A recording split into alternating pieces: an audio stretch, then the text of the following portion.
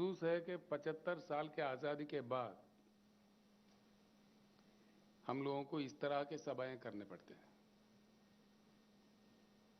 आंखों में पानी आ जाता है, बड़ा होता है। आखिर ऐसा क्यों है हमारा देश? इसके बारे में जरूर चिंता करने की जरूरत है। हर चीज के लिए हर किसी को काफी मशक्कत करनी पड़ती है। इसके जड़ कहां है? इसका वजह क्या है? इस चीज पे जरूर चर्चा हो, ये मैं दिल से चाहता हूं। हिंदुस्तान के एक शहरी होने के नाते कईयों ऐसे समस्याएं हैं जिनके लिए लोगों को लड़ने पड़ते हैं, मरने पड़ते हैं, शहादत देनी पड़ती है। क्या मजबूरी है? हम ही नहीं, दुनिया में कई देश है, समस्याएं हर जगह होती है। ऐसा नहीं कि किसी समस्या किसी देश में नहीं है, लेकिन हमारे पास जिस प्रकार की समस्याएं हैं, इस प्रकार के कहीं भी नहीं होते। अगर आप लोगों ने जो शहादत दी है, आपके परिजनों ने किसान आंदोलन चलाते हुए केंद्र सरकार को मजबूर करके अपने कानून वापस लेने तक जो लड़ाई जारी रखे, मैं उन तमाम किसान नेताओं को, किसान भाइयों को सर झुका के प्रणाम करता हूं। जो लोग शहीद हुए, हम उनको वापस तो ला नहीं सकते, लेकिन जैसा माननीय केजरीवाल जी ने कहा, माननीय मान साहब ने कहा, हमदर्दी हम जरूर जुटा सकते हैं कि आप अकेले नहीं हैं, आपके साथ सारा देश है। हमदर्दी जताने वाला,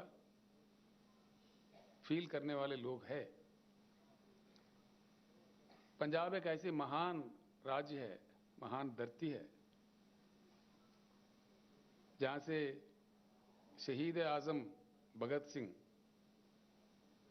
आजादी का जंग लड़े थे। पंजाब ने देश के लिए दो महत्वपूर्ण योगदान दे चुके हैं। एक, आजादी के जंग में जिस प्रकार का कुर्बानियां पंजाब ने दी है, हिंदुस्तान का इतिहास कभी नहीं भूल सकता। और उसके बाद जैसा मान साहब अपने शब्दों में कह रहे थे,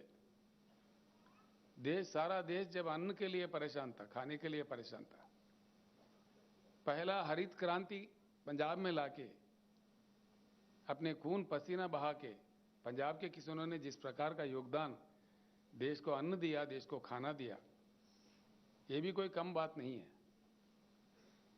बहुत बड़ा योगदान है पंजाब का, ये कभी भूला नहीं जा सकता। हिंदुस्तान के इतिहास में स्वर्णाक्षर से लिखित रहेंगे।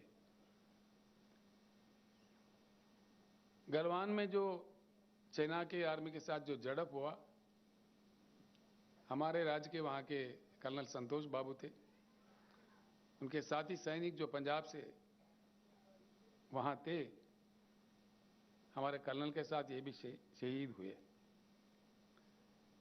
मुझे आना था पंजाब में, आपके राज्य में उन जवान के परिवारों तक जो हम उनके सम्मान में देना चाह रहे थे, वो पहुंचाने के लिए, लेकिन चुनाव चल रहा था यहाँ पे। आप तो जानते हैं चुनाव के समय ऐसे कार्यक्रम नहीं किए जाते, चुनाव के प्रतिबंध होते हैं, इसीलिए हम आ नहीं पाए।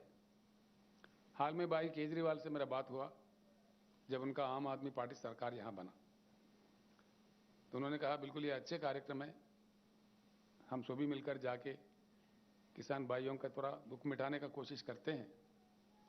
मैं उनको भी धन्यवाद देता हूं, तो मेरे रिक्वेस्ट पे वो भी मेरे साथ पधारे हैं आज आपके साथ जुटने के लिए।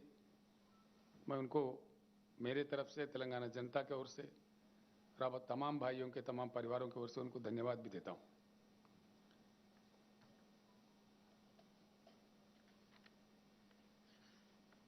किसान भाइयों से, किसानों से मैं अनुरोध करता हूं, जैसा केजरीवाल जी ने कहा, हर राज्य में राज्यों के सरकार कुछ ना कुछ प्रयास कर रहे हैं, हम भी कर रहे हैं हमारे पास। तेलंगाना राज्य बनने से पहले हमारे किसानों का बहुत दुखद स्थिति थी। एक एक दिन 10-10, 12-12, 20-20 किसान आत्महत्या करते थे। बड़ी परेशानी थी, बिजली की किल्लत थी।